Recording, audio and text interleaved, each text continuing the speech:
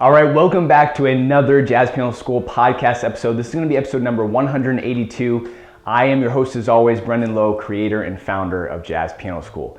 Now in this particular episode, one of our amazing Jazz Piano School educators named Sterling Koza is going to be teaching you 3 incredible strategies that you can use to just shred over modal tunes.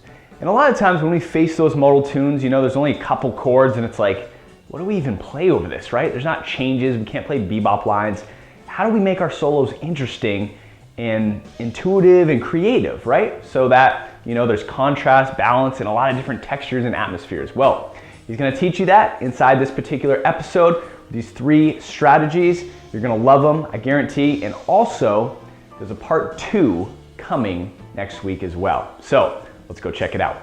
What's up, everybody? This is Sterling Koza here for jazzpianoschool.com. In today's podcast, we're going to be talking about some modal playing. Now, I'm going to show you 3 scales that you can use to shred over any modal tune.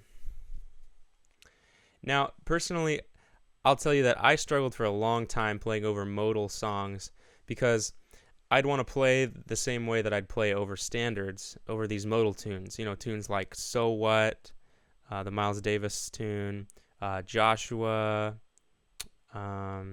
There's a Freddie Hubbard tune called Little Sunflower.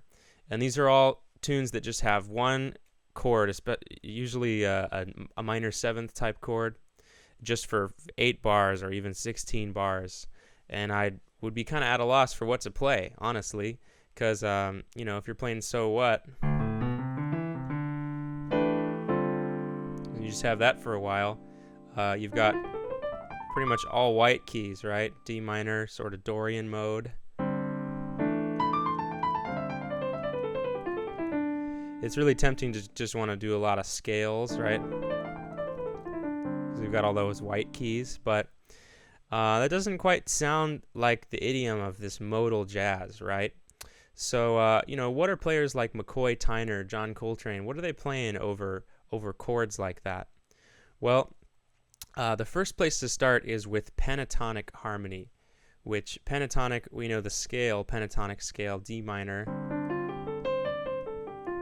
right? This is a 5-note scale, and instead of being based on just, a line like that, it's based on 4th harmony, right? So these are all 4th-based chords that I'm playing. And when we think of pentatonic harmony, that's really the sound we're going for instead of more standards type chords, which are based on thirds, right? 3, 6, 2, 5. Right? That's more thirds-based harmony, but we're going for pentatonic scales here. So the 3 scales that we're talking about, first is D minor, right? Now, if I were to try and improvise over So What using just the D minor pentatonic, it would sound okay.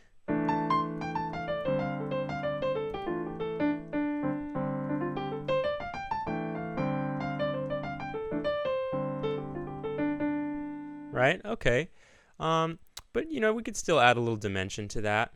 Now, what we can do is we can combine another scale with the use of that first scale. So the second one we're going to use is E minor pentatonic. Now, you'll notice I just held the same voicing in my left hand. And this helps to find these sort of diatonic scales, we'll call them. That means within the key. Because this E minor scale, it doesn't clash with my left hand. If I tried to play, for example, like a G sharp minor scale, there's some pretty clear dissonances, right? But this E minor scale, we'll call that consonant with my left hand voicing, right? Meaning it doesn't clash. And that tells me that this scale is fair game, right? It's within this mode of D minor, D Dorian. Now, what would it sound like if I did some improvising with these 2 scales? Let's see. We've got D minor and E minor. Here we go.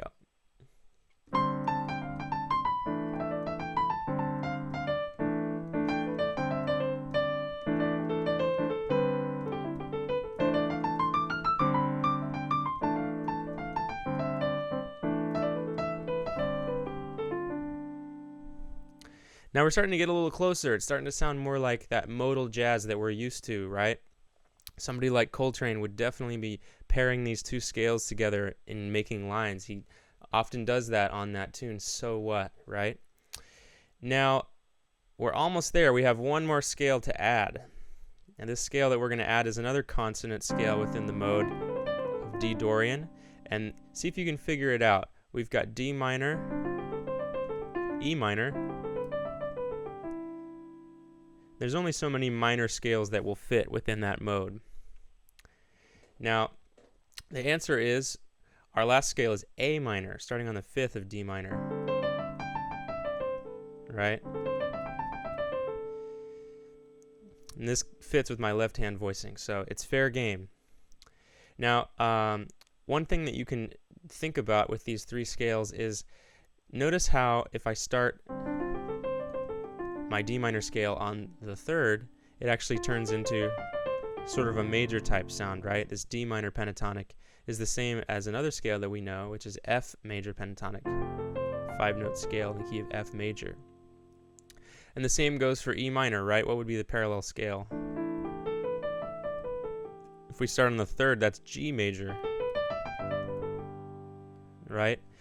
And then similarly, A minor turns to C major.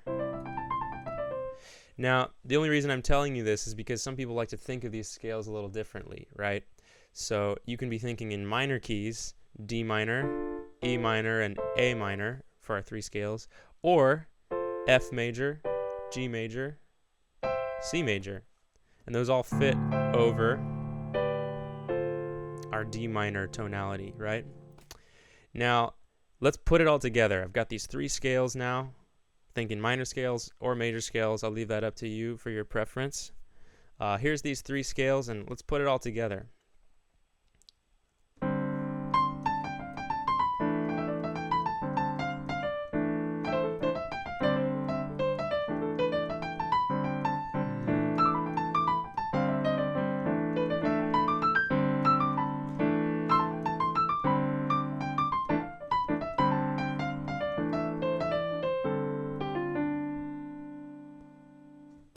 All right, so that sounds pretty familiar, right? You know, kind of getting into that McCoy vibe and really getting inside that modal sound. So with these three scales, you can really, say something over just one D minor 7 chord for 8 bars, right? Now, for practicing sake, let's go up to the bridge, right? So what? We know goes up the famous half step to the bridge to E flat minor. Now we've got all the black keys, right? So if we review our three scales, we've got E minor, E flat minor, also known as G flat major. All right. We go up to the second note in the scale, in the key rather. We've got F minor, also known as A flat major. And last but not least, we've got B flat minor, also known as D flat major. All right, so with those three scales, we could do a little improvising in E flat minor.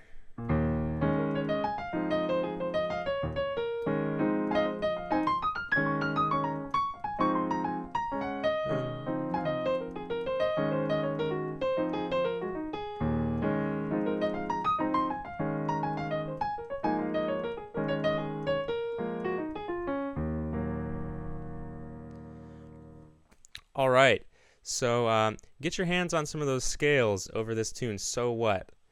Now, you can practice this tune in various keys to get familiar with these scales and how they fit in each minor key.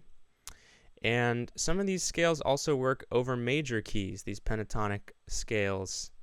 And we'll talk about that more in the next episode. So we'll be going with more of an advanced modal instruction tune next time. So look out for that one. This is part 1, and we'll see you in part 2. All right, thanks for joining us. All right, well, I hope you guys enjoyed that as much as I did. If you're new to Jazz Piano School, please go check out our website at jazzpianoschool.com.